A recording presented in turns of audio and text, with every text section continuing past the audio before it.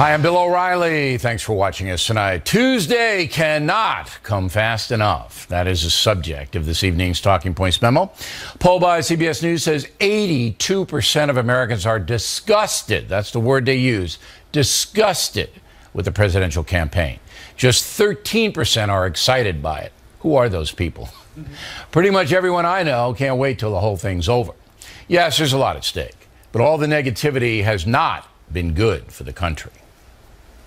Hillary Clinton is engaged in far-reaching criminal conduct and in an equally far-reaching criminal cover-up, including the destruction of 33,000 emails after receiving, after.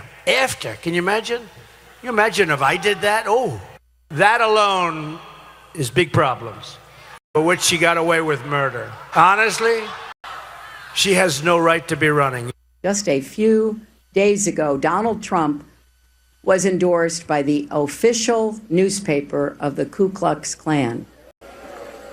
They wrote their endorsement under the slogan of his campaign, "Make America Great Again." They said it's about preserving white identity, and they've placed their faith and hope in him. Now, to be fair, Donald Trump has nothing to do with the Ku Klux Klan, and Hillary Clinton has not been charged with anything yet. Now, there is a tradition of nasty presidential campaigns in America going all the way back to John Adams versus Thomas Jefferson. But in this hyper-computer age where internet smears dominate the discourse, critical mass has now been reached. There's no question both candidates despise each other and that many Americans are angry about the state of their country. All of that negative emotion can be very destructive. Talking Points has tried to cover the campaigns in a fair way, and I believe we have succeeded. We do not cheap shot the candidates, but we do not shy away from telling you the truth about them. My analysis of the recent Al Smith dinner here in New York City is a good example of that. For those of you who watch this program, you know what we believe, and that is that many far-left policies are damaging the country, and that the Democratic nominee, Hillary Clinton, is embracing some of those policies. My problem with Mrs. Clinton is twofold. She's not candid in her assessment of herself, and she has veered sharply to the left. If Americans allow her to nominate a Supreme Court justice, things could get very intense for this country. On the other side, Donald Trump, who has been accessible to us, is not experienced in dealing with complicated geopolitical matters. If elected, he would have to rely heavily on advisors, and we do not know whether Mr. Trump would listen to them or not. So at this point, whoever is elected president will enter the office as the most unpopular victor in history. There's simply too much bitterness for it to evaporate in a matter of weeks. Talking Points respects sincerely held beliefs, even those that go against my conscience. But we are not seeing that kind of respect in this campaign, are we? Here's a vivid example. Last week, the Catholic Diocese of Rockville Centre, where I live on Long Island, issued a very heartfelt letter on abortion. While the bishop did not take a political side, he clearly states that anyone who would support taking the life of a late-term baby for anything other than the life of the mother is participating in a grave injustice. The bishop and every other cleric in this country have a perfect right to state that position without being attacked or scorned. Hillary Clinton's position is that any late-term abortion should be acceptable if the mother's health is in some kind of jeopardy. But as we all know, health could mean anything, which is why there are laws against late-term abortion. And Mrs. Clinton's position is extreme, but has gone relatively unnoticed. Finally, we never endorse candidates here. We never tell you for whom to vote. We also understand that this campaign has been awful for the spirit of the nation. There's no question about it. And that's the memo. Now for the top story covering the final days of the campaign. Joining us from Washington, Brett Baer. So a lot of people have questions about the process. So we're going to be here Sunday night live. You're going to be live Sunday night. You're not allowed to go home now until Wednesday. Is that right? You have to stay stuck. there. Yeah, you get okay. I'm in New York starting tomorrow. That means I'm going to leave then. No. I'll be here Sunday night and Monday night. I'll do a little something on Election Day, but that's your, and Kelly, you guys take it.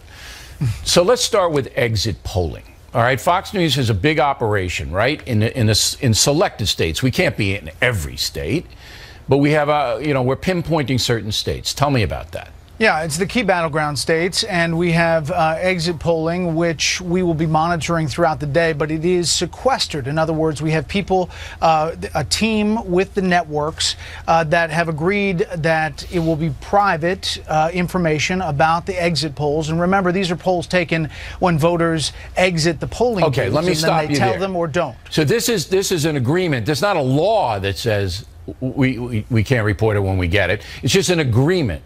All the networks do this. All the radio stations do this. They all agree not to let it out until the polls close. Is that it? Yeah, it's a consortium, and you can't use the information until the polls close. But you say can't. It's not illegal if you did. If you went rogue and decided to do it, you wouldn't be prosecuted or anything, would you? No, it's an agreement that everybody agrees to. I mean, it's not. So the people that actually canvass, they're standing outside certain polling places that are designated, and they ask people. And if they don't want to participate, people don't have to. It's a voluntary thing. Who did you vote for? Why did you vote that way? Blah, blah, blah, blah, blah. Then that gets sent, I guess, by email or something to election headquarters here in New York City, correct?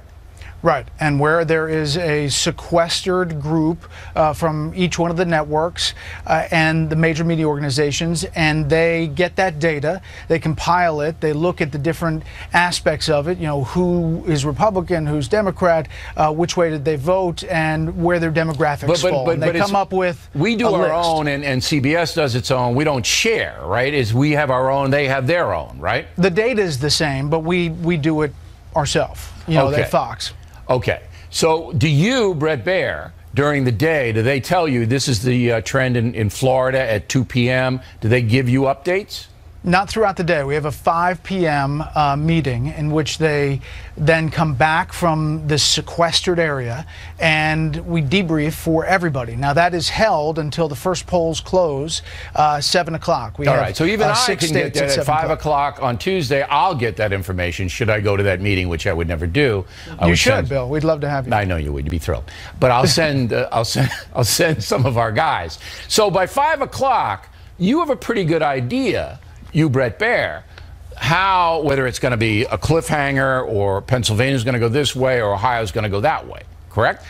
You have a sense of how these states go, and you're right. If it's a big blowout, you have a better sense. Right. If it's tight, though, remember 2004, the exit polls were off.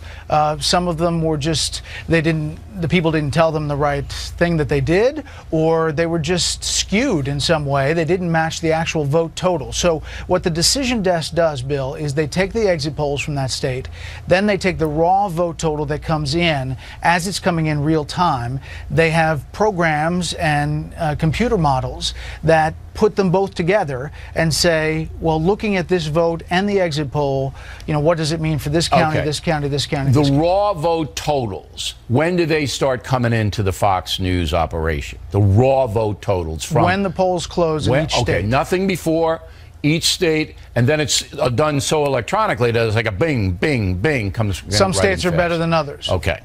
All right, so we'll talk again on Sunday night because anything could happen in this crazy campaign, and we appreciate it, Brett, very much. Thank you. All right, thanks, Bill. Next on the rundown, Britt Hume has covered many presidential elections. We'll get his take on where this one stands right now. Then the Bush family still not supporting Donald Trump, but are they truly comfortable with Hillary Clinton as president? Those reports after these messages. Personal Story segment tonight, our pal Britt Hume has covered 11 presidential elections, so he has a pretty good feel for the process, joining us now from Washington. So what direction, right now on this Friday evening, what direction is this thing going in? Can you sense something happening? Well, you can sense for the past several days that there's been momentum toward Donald Trump, but when you look at the polling on this, Bill, it doesn't look like his numbers have moved up very much. What has happened is that a segment of Hillary Clinton's support has collapsed. That might recover over the weekend. I think sometimes there is real movement over the last weekend before an election. But that's the story right now, is that her support is fading. He's holding. She fades enough, he could win. Okay, it's all about turnout then. Remember 4 years ago, the Romney campaign thought they had it. Remember that? They thought they were going to win. The internal polling they had showed him up by 3, and then he disappeared. Mitt Romney disappeared. Didn't do any national interviews, and then Superstorm Sandy was in play, and that was taking a lot of the politics off the front page. And then he got thumped. Romney got thumped. Did that surprise you 4 years ago? No, because I remember sitting on your show on election eve, and you asked me, who's going to win, and I said, I heard the briefings from both camps, and each makes a persuasive case. And you remember what happened then, Bill, was that Romney was leading, or at least was right there, in all the national polling. But if you went state by state through the key states, the battleground states, he was not. And what was striking about it, Bill, was that the national polling was done by these big and well-known and well-recognized polling organizations, and a lot of the state polls were done by little colleges and local polling organizations we didn't know much about. But they turned out to have it right. The national poll was off, and then it turned out on election day that it was off, too, that he won by more than the national polls had suggested he would in the popular vote. But Trump's doing, and we're going to do this segment a little bit long, the same thing that Romney did. He's not appearing right now on national TV, which for him is a big departure.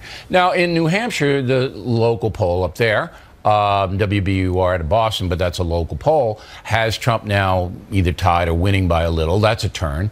Nevada, some local polls there have Trump ahead there. Arizona, Trump has surged ahead. So I'm not seeing a lot of Clinton turning around in states, but I am seeing some going over to Trump. Yeah.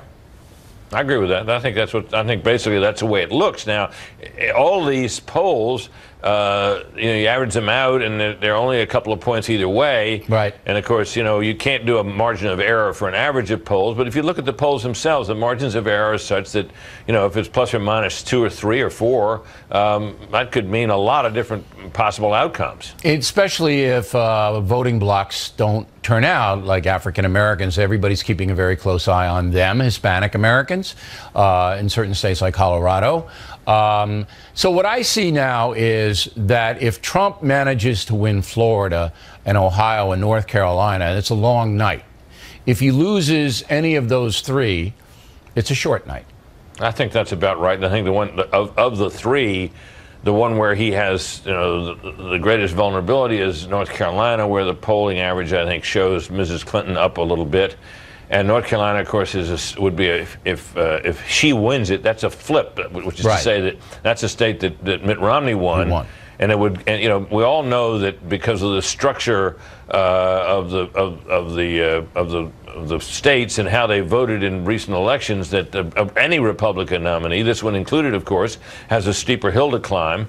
And Mr. Trump would have to basically run the table of all the states that that Romney won, plus the toss-up states, and even that wouldn't get him there. He'd have to pick off some states that like Obama Iowa, won. But Iowa's a good chance. He has a good chance in Iowa.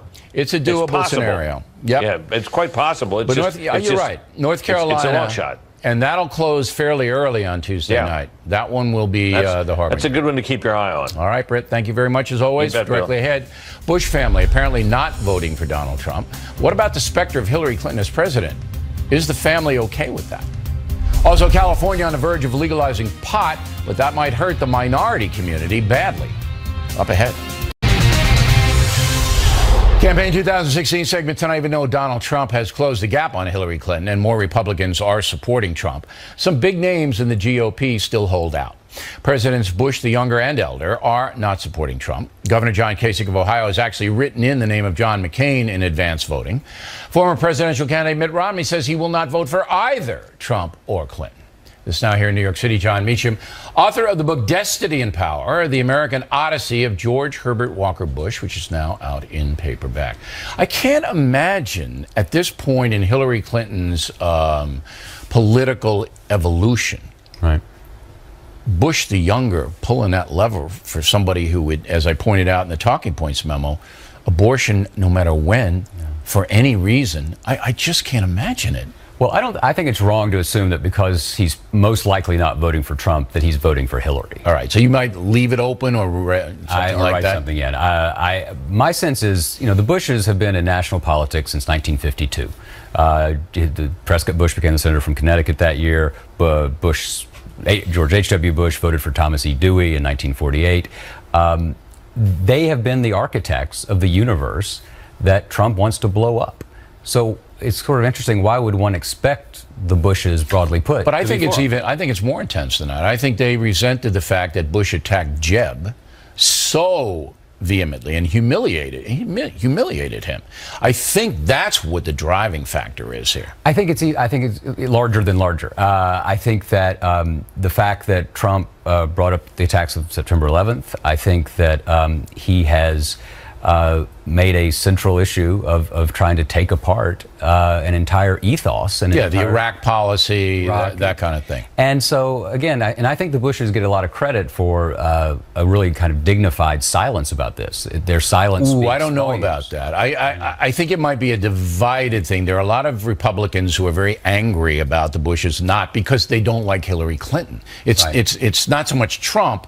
You got to get behind this great guy. It's we hate her. How can you ever not help get her off the stage? That's what I'm getting. But it's not.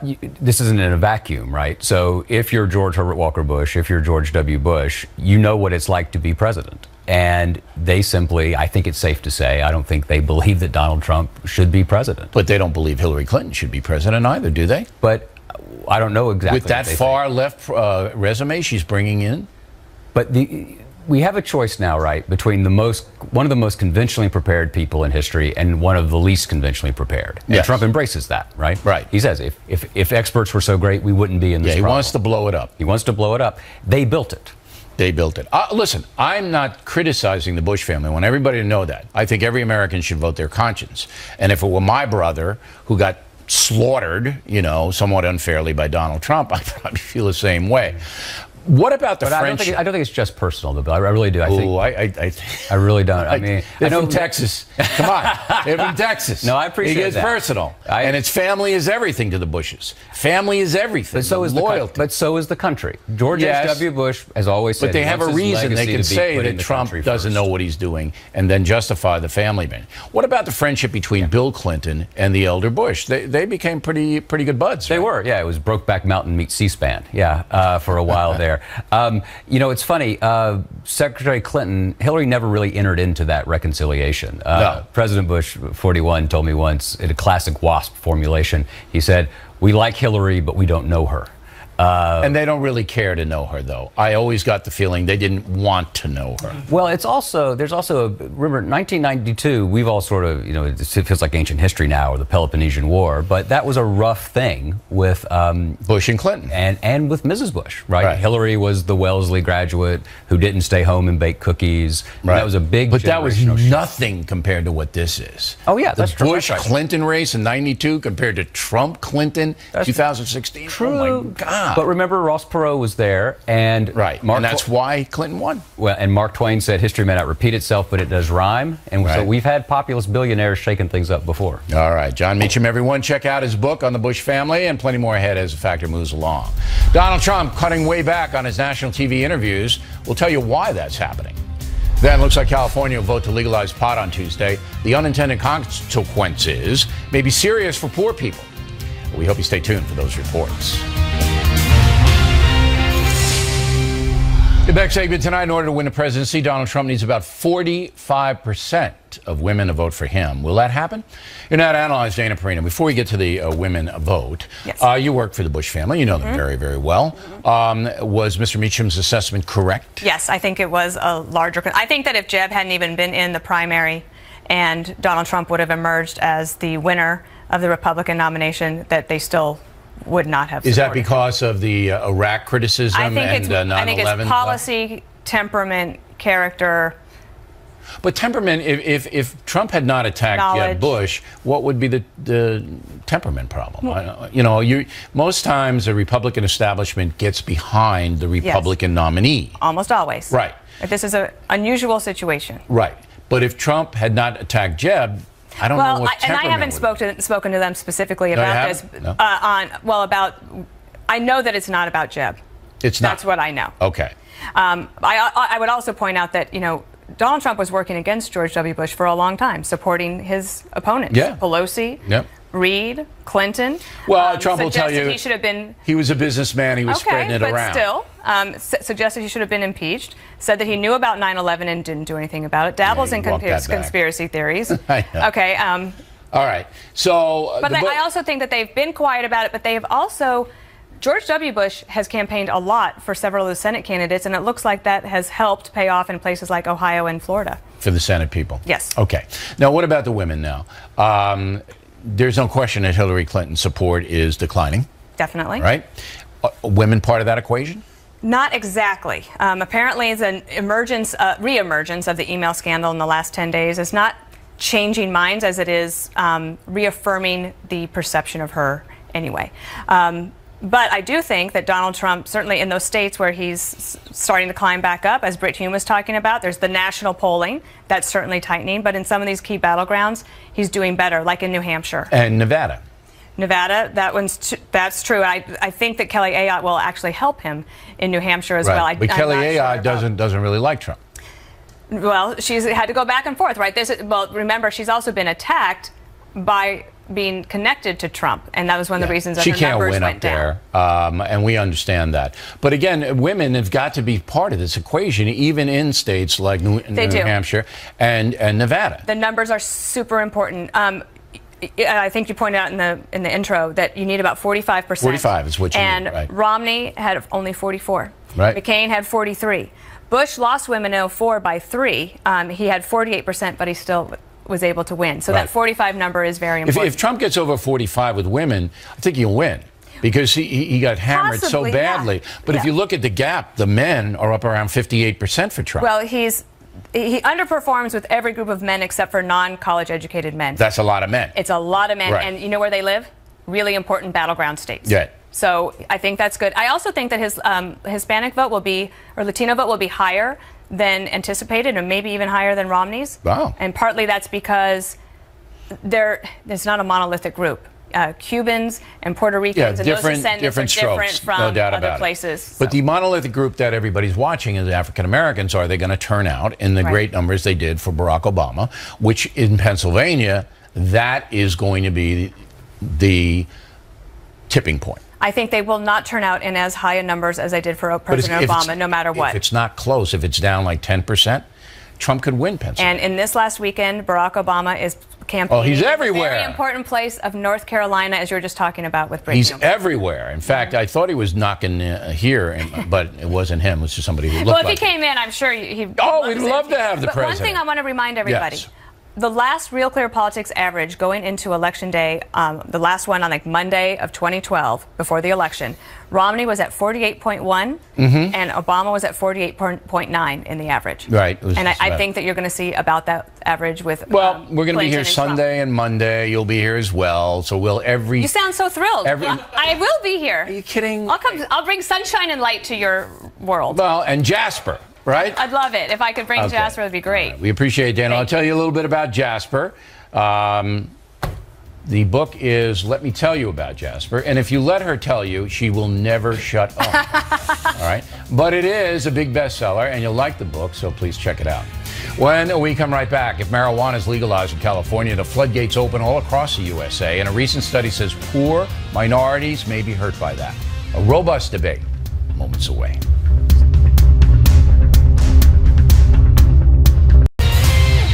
Thanks for staying with us. I'm Bill O'Reilly in the Unresolved Problem segment. Tonight, on Tuesday, voters in California will decide whether or not to legalize marijuana. Latest poll out there has 55% supporting legalization, 38% opposed, 6% don't know or are too stoned to answer the question. For voting, Californians might want to consider a new study from the Journal of Drug Issues. It says that households with incomes of less than $20,000 a year, that is very poor, account for 29% of all the marijuana use in the USA. That means people who are struggling are getting stoned at an alarming rate. Here now to discuss it, Eric Bolling and Joel Rivera. This is a cause. I was reading a column in the New York Times about a poor black child who was extraordinary in school. And the reporter, the columnist, went to the kid's house. And the first thing that they noticed when they walked in was the reek of marijuana throughout the house, all right, and the lack of one single book within the house. Nevertheless, this child was excelling in school. But the column was, what kind of chance does he really have against people with a stable environment?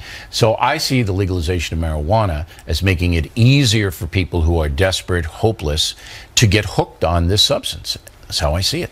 Well, I appreciate that, and it is of great concern, and the statistics are alarming. We need, obviously, as marijuana is legalized, as it certainly will be in this country, I think all 5 of the states, California, Massachusetts, Maine, Arizona, and Nevada, I think that all of them will approve the legalization. So it is obvious that as we legalize, as inevitably we will end reefer madness and the pot Not in some prohibition, states, though. I think that all 5 will go. You're not going to get it in the South. Not going to happen. Well, I'm talking about the 5 that are on the ballot. Oh, no, right the now, 5 there. But look, wait, let me finish my point. My point is that what we need, along with that, is an intensive public education campaign to tell people against tobacco, because this exactly tracks who is the people that use cigarettes. Poor people. Disproportionately, the same people. We must do that, but I have to point out that the real public health hazard to those poor people smoking pot over the last decades has been getting arrested for pot. Almost 10 million of them. Almost 10 million of them in the last decade. That's the real public health crisis. Most of them get a ticket for it.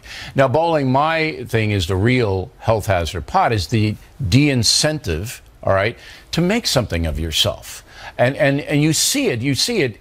It's not just pot. It's alcohol, it's hard drugs, and if you're going to lose yourself in this world, all right, you're not going to succeed in our hyper-competitive society. No, no, you're not wrong, and Geraldo's not wrong either when he says we need more education, we need more drug rehabilitation and education, and Geraldo's right that as these states do go, California's likely to go, someone has to pay for that education and rehabilitation programs, and what so let's legalize so we can rehab. Well, I'll tell you, if you legalize a tax foundation fund, if you legalize every state in the union, you'd raise somewhere around $18 billion in tax revenue alone just from the sale of marijuana. The social problems in Colorado, particularly, Colorado is a state that's really studied it. Washington, they haven't really done it.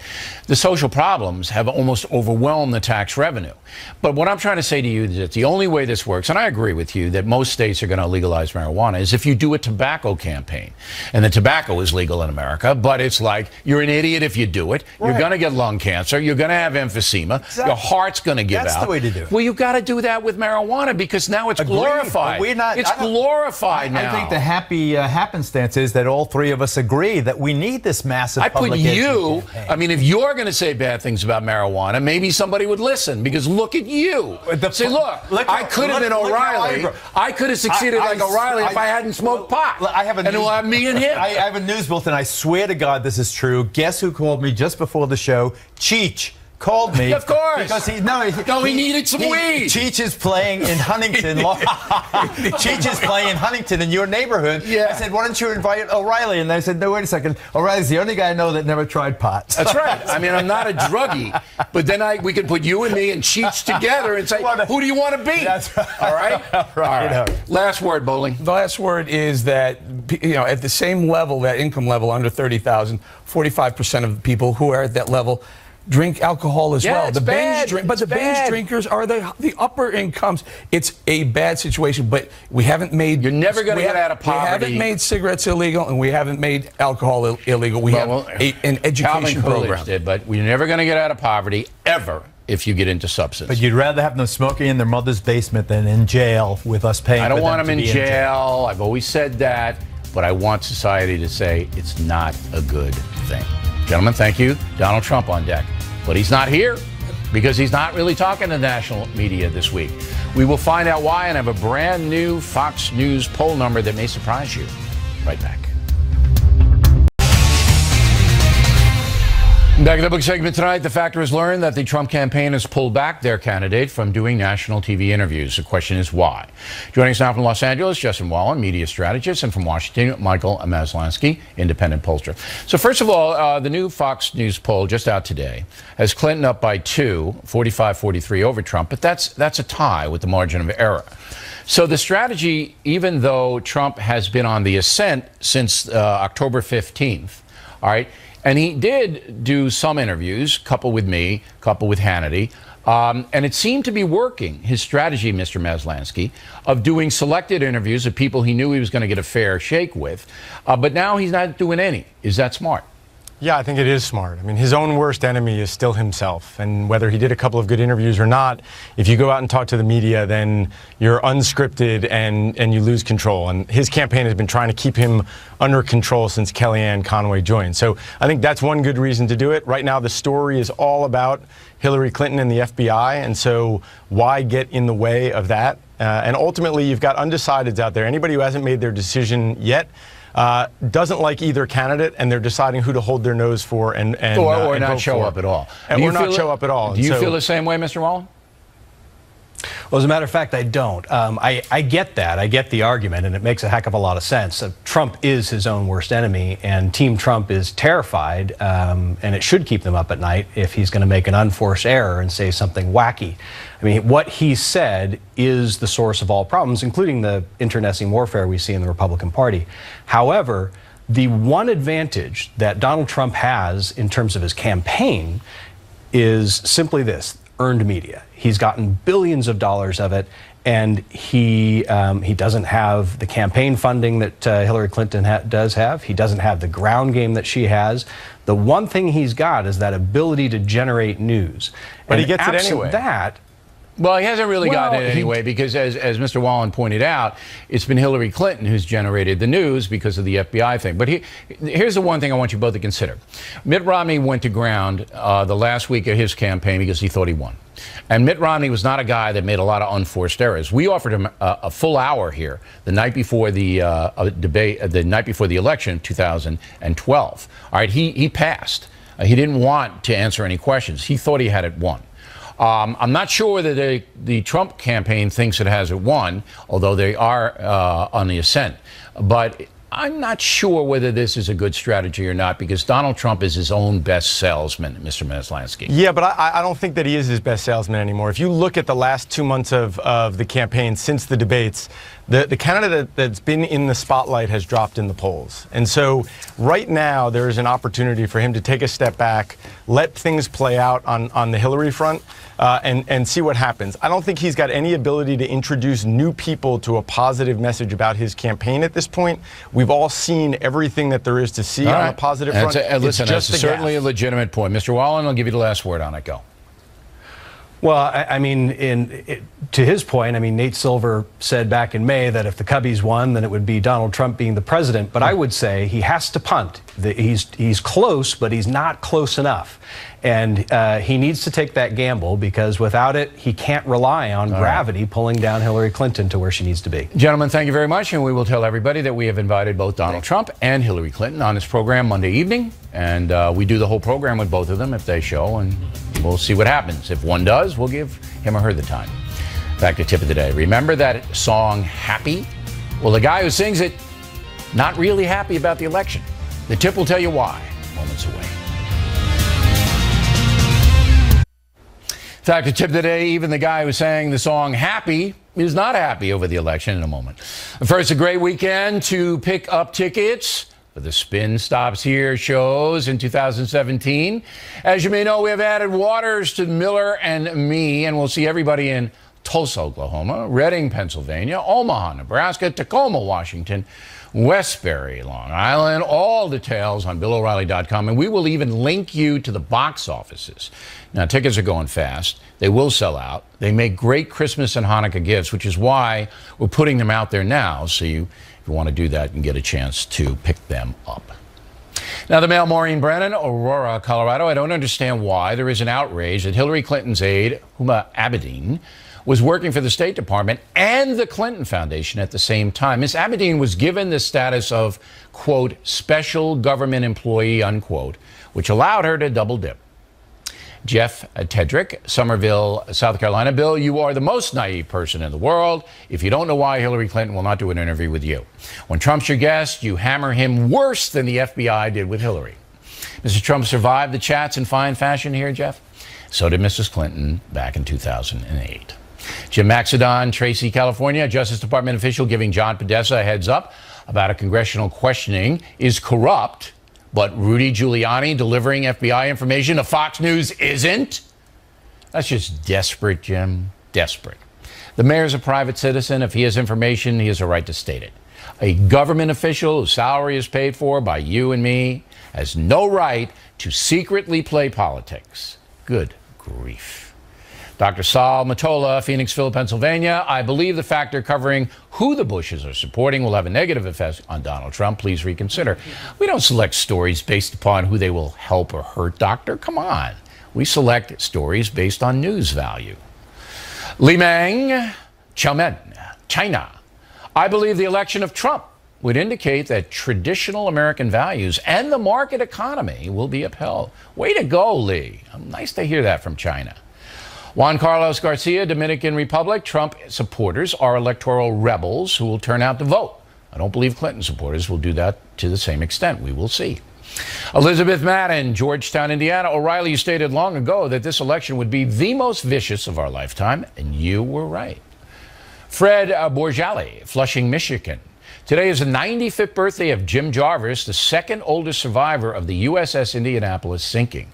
Well, happy birthday, Jim. You know, we write about that harrowing experience the sailors had on the Indy in killing the rising sun. Every American should know that story. You may have heard it, where the sailors had to jump off the ship, which was torpedoed, and sharks started to attack them. We go into great detail about why that happened and what happened afterward in the book. Richard Parian, Auburn, New Hampshire. Rising Sun brought me to tears. One of the best books ever. We appreciate it. That is it for us tonight. Please check out the Fox News Factor website, different from BillO'Reilly.com. Please spout off about the Factor. Anywhere in the world, O'Reilly at FoxNews.com, O'Reilly at FoxNews.com. Name it down if you wish to opine. Worry today, do not be truculent when writing to the Factor. We'll see you Sunday Night Live. We'll see you Monday Night Live. We have a podcast on BillO'Reilly.com, which some people are predicting the election. And I'd like you to go to the website and get all kinds of good stuff. I'm Bill O'Reilly. Please remember that the spin stops here. So we're definitely looking out for you.